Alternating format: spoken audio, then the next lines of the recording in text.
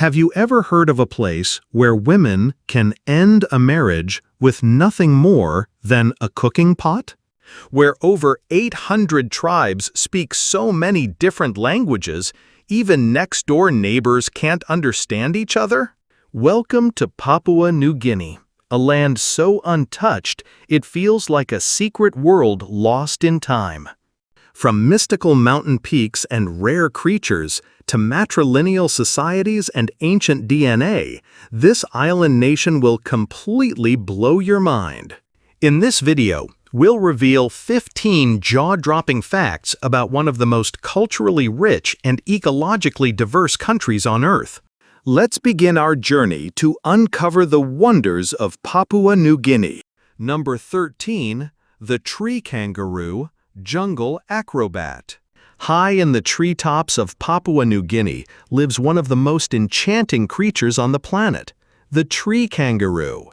Unlike their hopping Australian cousins, these furry monks of the forest are slow, thoughtful climbers, perfectly adapted to life in the canopy. With huge feet, hook-like claws, and a long balancing tail, they can leap from 60-foot-high branches without injury. But on the ground, they're hilariously awkward, often stumbling during short hops like someone jogging in oversized flip-flops. Covered in golden and reddish fur, with wide eyes and gentle movements, tree kangaroos seem like animals out of a storybook. They'll lick their paws, scratch their heads, and curl up like sleepy woodland spirits, rare, precious, and unforgettable. Number 12. The Asaro Mudmen, ghosts from the jungle. In the misty highlands of Papua New Guinea, deep in the jungles around the village of Galka, lives one of the most hauntingly beautiful traditions on Earth, the Asaro Mudmen.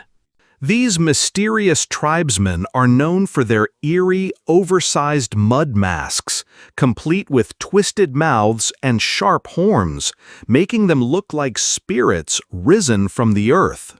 According to legend, centuries ago, Asaro warriors smeared themselves in white clay and crept out of the mud to escape enemies.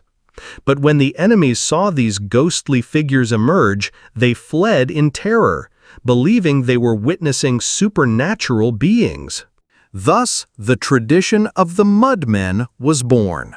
To this day, the Asaro people perform ritual dances, hunched and slow-moving like ancient spirits crawling from the underworld. Their every movement is designed to mesmerize and intimidate. The person who crafts the most frightening and unique mask is celebrated by the tribe as a master artist. It's more than just performance. It's cultural heritage preserved through clay and fear. Visitors can witness the Asaro Mudmen at the famous Mount Hagen Cultural Show or by visiting Galka Village, but never go alone. A local guide is essential not just for safety but for respect. They'll help you navigate tribal customs, avoid taboos, and ensure your presence is welcomed, not intrusive. Number 11. Pigs, more valuable than gold. In Papua New Guinea, pigs are more than livestock. They're currency, status symbols, and beloved family members. Forget money or real estate. In many Papuan cultures, a person's wealth is measured by how many pigs they own. From bride prices and peace offerings to funerals and initiation rites, pigs are central to almost every major event. If a man wants to marry, he needs to offer pigs. If a dispute needs to be settled, present a pig. Even the unexpected death of a pig can trigger a mourning ceremony as elaborate as one held for a human. And the bond between people and pigs goes far deeper than economics. Many pigs are raised inside the home, sleep beside their owners, and are even given names like Big Mama or Bossy. During festivals, pigs are dressed in flower skirts and paraded like honored guests. Boys learn to care for pigs from an early age. It's a skill as essential as farming or fishing. In fact, a boy's ability to raise strong, healthy pigs is often seen as a sign he's ready for manhood. Number 10. A king in the jungle, the royal head of state. In a land where villagers wear feathered headdressers, hunt with spears, and paddle dugout canoes, the official head of state is King Charles III, residing nearly 9,000 miles away in Buckingham Palace. Yes, you heard that right. Though King Charles III has never set foot in Papua New Guinea, he is legally recognized as the king of this country, alongside his other realms and territories. His full title? His Majesty Charles III, King of Papua New Guinea and of his other realms and territories.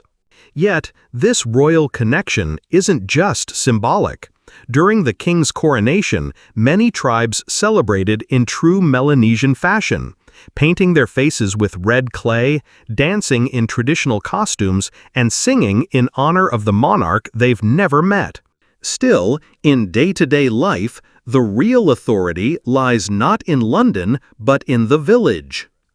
Here, the most respected figure is the village chief, often an elder with the most hunting scars, the deepest memory of past rains, and stories of how the moon shone during the great yam harvest decades ago. For the people of Papua New Guinea, the British monarchy is less about politics and more about fairy tale reverence, a symbol of mystery and tradition in a land that already feels mythical. Number 9. A world of words, the planet's most multilingual nation. Papua New Guinea may have fewer than 9 million people, but it speaks with over 850 different languages, making it the most linguistically diverse country on Earth. That's nearly 12% of the world's total languages in just one country. How is that even possible? For starters, many villages are so isolated, they've developed their own entirely distinct languages, even if they're only a few miles apart. Some languages are spoken by as few as 300 people, yet they remain totally independent. Cultural taboos also play a role. In many tribes, the names of the dead and any word that sounds like them must never be spoken again. So instead, villagers invent new words. Over generations, these vocabularies morph, splinter, and evolve. In Papua New Guinea, language isn't just a tool, it's a living, breathing ecosystem, always shifting, always growing. Number 8. Coffee without a sip. Papua's liquid gold. Hidden high in the mountains at 4,600 feet, Papua New Guinea grows some of the purest, most natural coffee beans on Earth, right up there with Ethiopian and Colombian Arabica. The country's standout varieties, Typica and Bourbon Arabica, have a soft, honey-like sweetness with hints of ripe fruit. They've won international recognition at auctions like the Cup of Excellence and are a prized export in elite cafes across the globe. But here's the twist. Most locals have never even tasted it. Due to colonial legacies and changing habits, many coffee farmers sell their harvest to buy essentials like rice. In fact, entire families spend their lives growing premium beans, but have never sipped a single cup. Number 7. Kimi Bay Reef, Earth's last great coral paradise. Tucked along the remote coastline of Papua New Guinea lies a treasure few have ever heard of. Kimi Bay, one of the last untouched coral paradises on Earth. Though it's only the size of a small U.S. city, Kimi Bay contains more than 400 coral species, accounting for nearly 70% of all coral types in the world. It's like a living underwater museum, colorful, surreal, and alive with creatures found nowhere else. Here, the water is so crystal clear you can see up to 130 feet below the surface, the height of the Statue of Liberty. This unmatched visibility draws expert divers from all corners of the world. But it's not just the coral that stuns. Beneath the surface lie ghostly World War II shipwrecks, now enveloped in glowing coral and teeming with marine life. Diving here feels like entering a lost dimension, where history and nature collide in the silence of the deep. Number 6. Festival culture, where 800 tribes become one. What happens when over 800 tribes, each with their own language, customs, and costumes, decide to throw a celebration? Papua New Guinea becomes the world's wildest cultural stage. At the heart of it all is the Goroka Show, PNG's largest cultural festival. Every year in September, over 100 tribes descend from the highlands dressed in bird-of-paradise feathers, red clay face paint, seashell jewelry, and headdresses made from leaves and bone. It's not fashion. It's identity, history, and pride, worn like a badge of honor. The air pulses with the sound of tribal drums and ancient chants echoing across the valley as dancers move in sync with the rhythm of their ancestors. It's like a prehistoric opera set in Technicolor. Then comes the Mount Hagen Cultural Show, with its fierce warrior dances and battle reenactments. Each stomp of the foot speaks of bloodlines, victories, and legends passed down through firelight stories. Number 5. Life in Port Moresby, a city between two worlds. Welcome to Port Moresby, a capital unlike any other. Just 15 miles from remote jungle villages, Port Moresby blends skyscrapers with stilt houses, glass offices with ancestral firelight. You might expect paved sidewalks, busy crosswalks, and well-dressed professionals. But here, there aren't even sidewalks. People walk directly on the roads, barefoot, right beside minibuses known as PMVs, winding through mountains and markets. In the heart of the city, vendors sell grilled bananas, dried reef fish, ripe mangoes, and shell jewelry, all laid out under the open sky. A stranger might greet you with a warm smile and a smoky sweet banana on a stick. But at night, the capital transforms. You'll hear the low, rhythmic beat of kundu drums echoing across neighborhoods as families gather by firelight, singing and dancing in tribal rhythms passed down for centuries. Beneath the glow of modern high-rises, the heartbeat of Melanesian culture never stops. And just 15 miles from the central business district? You'll find villages with no electricity, stilt houses above swamps, and elders telling stories in languages that aren't written anywhere. Ancient rituals, face paints, and ceremonial dances continue as if the modern city doesn't exist. With fewer than 400,000 residents, Port Moresby is more than just a capital. It's a living museum where tradition and modernity walk barefoot together, side by side. Number 4. The Sacred Temple, only for the brave. Hidden deep in the jungle communities lies a place you're not allowed to enter, unless you're ready to prove your courage. This is the House Tambaran, or Spirit House, the spiritual heart of the Sepik people. With its soaring roof carved with mythical symbols and a fire that burns day and night, it's said to house the spirits of the ancestors. But it's not a home. It's a temple of transformation. Young boys are brought here to be shaped into men, not just through stories and wisdom, but through trials. Under the guidance of the House Mon, or the elder leaders, they learn to hunt, survive, and lead with strength and humility. The final test? A rite of passage unlike any other. Number 3. Cost of living and visa. Affordable life on the edge of the world. Thinking about escaping the hustle of the West for something more raw, more real? Papua New Guinea might just be your next great adventure. In 2025, the cost of living here is surprisingly low, especially for Americans.